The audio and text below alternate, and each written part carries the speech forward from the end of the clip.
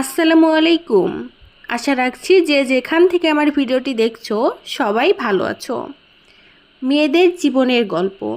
বাড়ি থেকে দেখাশোনা করে বিয়ে দেওয়ার পরে যদি কোনো মেয়ের সংসার ভেঙে যায়, তখন পরিবারের মানুষ বলে, কি করবি বল, তোর ভাগ্যটাই খারাপ, সব কিছু একটু মানিয়ে নে।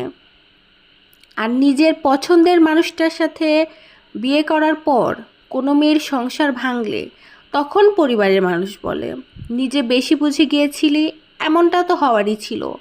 আসলে আমাদের সমাজটা এই রকমই। তাই নিজের জীবন নিজের মতো করে উপভোগ করো, নিজের মতো করে বাঁচতে শেখো। সমাজ তোমার চোখের জলের ভাগ কোনো দিনও কখনোই নেবে না। সুতরাং নিজের জীবন নিজের মতো করে বাঁচো।